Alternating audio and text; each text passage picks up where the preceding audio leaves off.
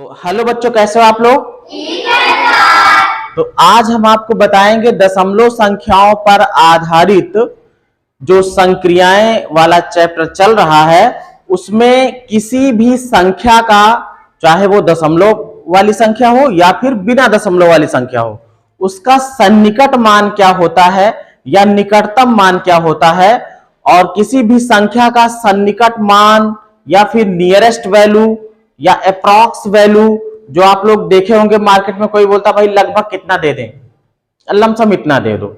मतलब कहीं अगर दुकान पे गए, वहां पे अगर कोई सामान खरीदा और खरीदने के बाद मान लीजिए उसका हिसाब बन गया कितना, 51 रुपए, कितना, तो क्या किया जाता है, 50 ले लो यार, एक छोड़ो, का लोगे, ये होता ना ऐसा। कहीं हो गया 59 रुपए, कितना हो गया, 59।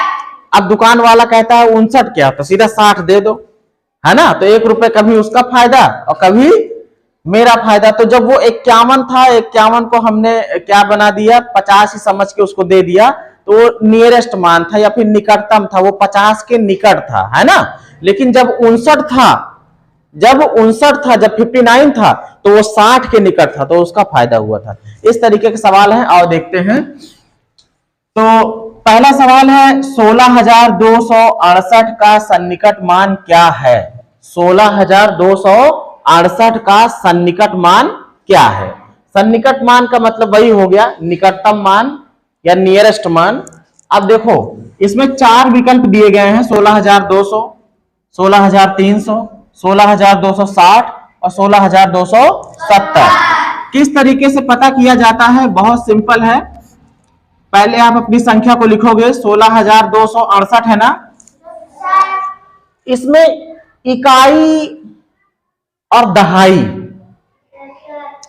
अगर ये 0 ना हो, या इकाई 0 ना हो या फिर दहाई 0 ना हो, है ना, तो क्या करो, देखो कि लिखा कितना है। अब यहां पर हम देख रहे हैं कि इकाई पे 8 है और दहाई पे 6 है, कोई भी 0 इसमें नहीं है। तो जो इकाई वाला 8 है, इसको देखो कि ये 5 से ज्यादा है कि कम है। बात समझ गए?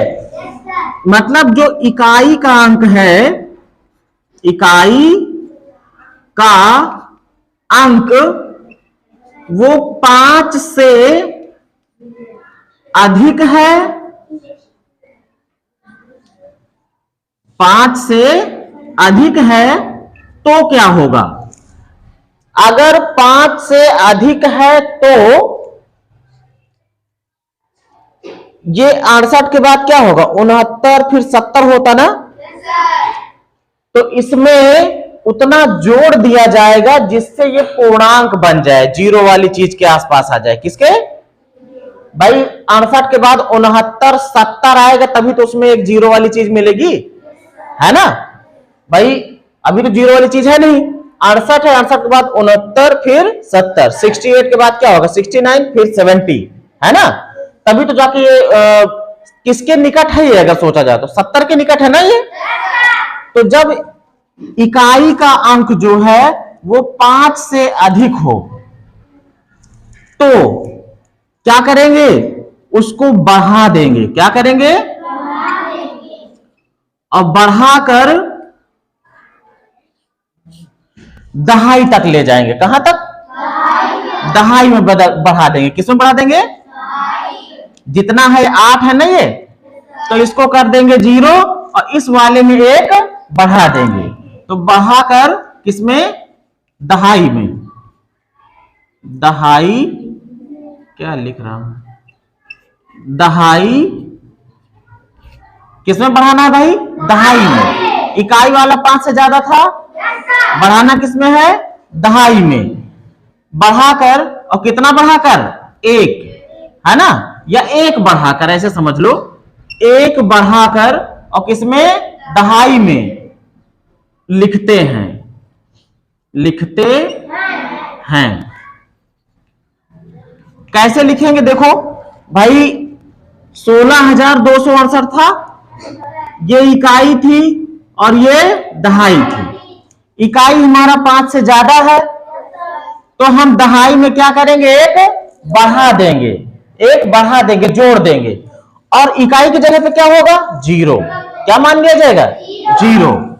क्योंकि जब ये 10 बनेगा, ये 10 भाई इसमें 2 जोड़ोगे तो समझ लो तभी तो 10 बनेगा ये जाके, ये 70 के निकट तभी तो पहुंचेगा जब ये 10 बनेगा, और 10 बनेगा तो इसका जीरो और फिर 10 का एक हासिल जो मिला समझ लो इसमें जाके जुड़ गया, तो 16,270 ये बन जाएगा। अगर ऐसा ना होता, उल्टा होता, मान लीजिए यहां 68 के बजाय होता 63 या फिर 64, 60 है ना। एक अब इसमें देखो अभी कौन सा हमारा सवाल सही हो रहा है? ये वाला ना, ये वाला डी वाला, ये सही हो रहा है ना। ऐसा भी हो सकता है कि एक एग्जांपल के तौर पर हम दूसरा भी देख ले रहे हैं लगे हाथ, मान लीजिए 16,263 दिया होता का सन्निकट मान। अब इसका सन्निकट मान क्या होगा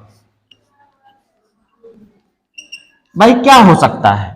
इकाई का अंक जो है वो 5 से कम है। इकाई का अंक क्या है? 5 से कम है। अब अगर कम है तो फिर इसको कम ही कर देंगे, मतलब इस वाले को खत्म ही कर देंगे, इसकी जगह जीरो कर देंगे। ये 60 के करीब पहुंचेगा। किसके करीब पहुंचेगा? ये वाला किसके? 70 के करीब था ना भाई। 68 के बाद 69, 70 2 कदम पीछे था। ये किससे थोड़ा किसके पास में है? 60 के कि 70 के? 70 से तो बहुत दूर है ना। तो ये अपने दहाई के जो है पास में है, और इसका दहाई क्या है? 60 है ना। तो इसका निकटतम मान क्या हो जाएगा? 16,260। बात क्लियर है?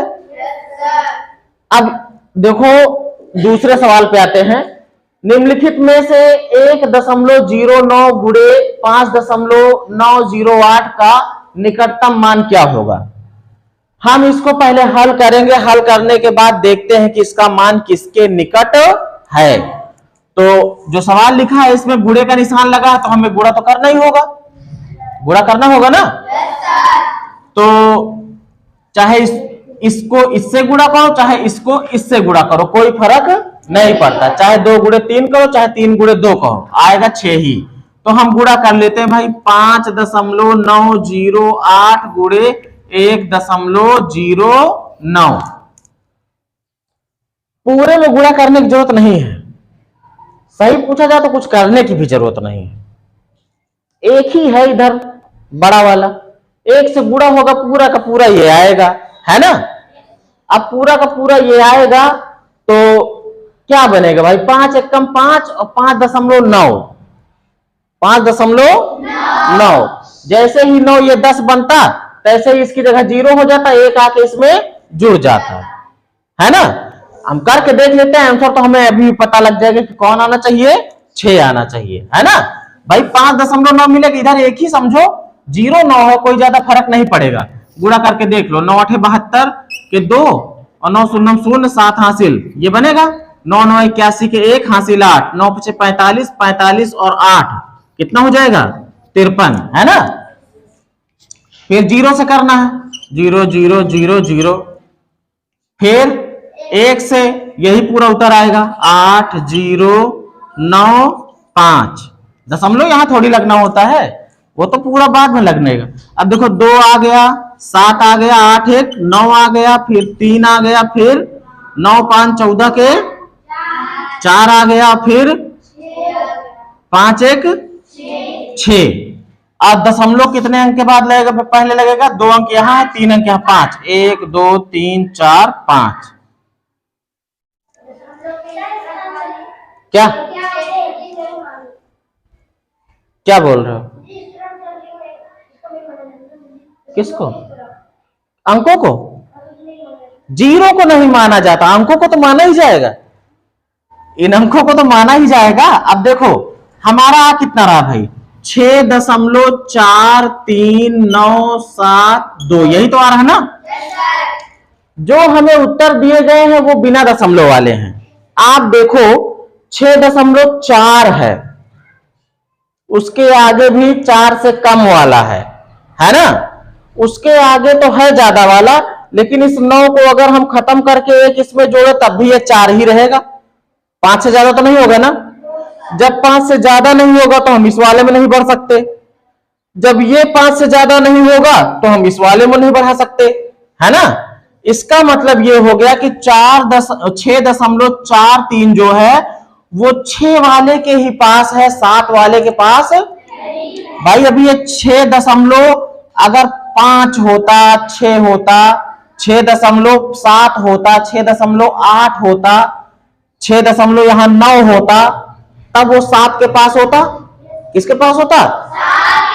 लेकिन ये 6.5 से कम है, तो 5 से कम है तो हम उसको हम किस में ले जाएंगे? 6 पे ही रखेंगे, फिर हम उसको 7 के पास नहीं ले जाएंगे। जैसे यहां पे देखो क्या था, यहां पे जो ये वाला था 5 से ज्यादा था ना, तो हम उसकी दहाई में एक जोड़ दिए थे, उसको 70 के पास पहुंचा दिए थे, है ना। लेकिन इसमें देखोगे ये 5 से कम वाला है तो फिर इसको 6 में ही रहने देंगे। तो आंसर हमारा कौन सा हो गया? किसके निकट आ गया है? 6 के निकट हो गया है। अब आ जाओ यहां पर देखो, तीसरा सवाल है भाई, प्लस लगा है 2.05, इसमें जुड़ रहा है भाई 1.01 गुणे 2.99, इसका निकटतम मान चाहिए। अब नियमता क्या होगा? पहले हमको गुणा ही करना होता, बाद में जोड़ना होता है ना। 4 विकल्प दिए हैं, देखते हैं कौन सही निकलता है भाई इसमें। तो हल इसको करते हैं। पहले हम लोग लिख लेंगे सवाल को, 2.05 प्लस 1.01 गुणे 2.99, है ना। गुणा करो भाई। अगर गुणा करते हैं, मान लो यहां कर लिया, ये रफ समझो, इससे इसमें कर लो चाहे उससे उसमें कर लो। 1.01 गुणे 2.99, 9 एकम 9, 9 शून्यम 0, 9 एकम, दूसरे वाले भी वही 909, फिर 2 एकम 2 शून्यम और फिर 2 एकम, कितना आ गया? 9, 9, 9 2 11 के 1, 9 1 10 के 0 और 2 1 3, ये आ रहा ना। 2 अंक के पहले यहां है और 2 अंक के पहले यहां, कुल 4 अंक के पहले 1 2 3 4, यहां पे आ गया 3.0199, है ना। तो 2.05 को लिख दिया, प्लस गुणा आया है भाई हमारा 3.0199।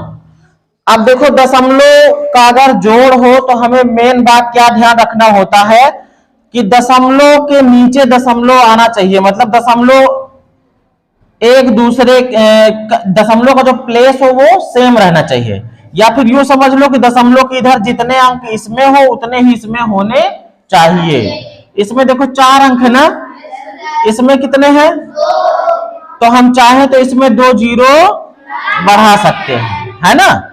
तो 0 से ये 9 जुड़ जाएगा तो 9 आ गया, फिर ये 0 से ये 9 जुड़ेगा तो ये 9 आ गया, 5 से कौन जुड़ेगा? 1, तो ये 6 हो गया, फिर 0 से 0 जुड़ेगा तो 0 रहेगा, दशमलव आ गया ना दोनों में साथ में ही, दशमलव और 2 और 3 5, 5.0699। अब देखो हमारे पास बिना दशमलव वाले दिए गए हैं ना, 5.0, ये तो 5 से ज्यादा क्या, ये तो 1 भी नहीं है, 2 भी नहीं, 3 भी नहीं है। अगर ये दशमलव तुरंत बाद वाला मान लीजिए 6 7 8 9 होता कुछ, तो हम क्या करते, इसको बढ़ा लेते। लेकिन ये तो 6 7 8 9 को तो मारो गोली, ये कितना है? 0 है। इसका मतलब ये किसके पास है? 5 के पास है, इसको हम आगे बढ़ा नहीं सकते। क्लियर बात? इस तरीके से सन्निकट मान ज्ञात किए जाते हैं, और अगली वीडियो में दशमलव संबंधित और समस्याएं आपको बताएंगे। आज इतना ही।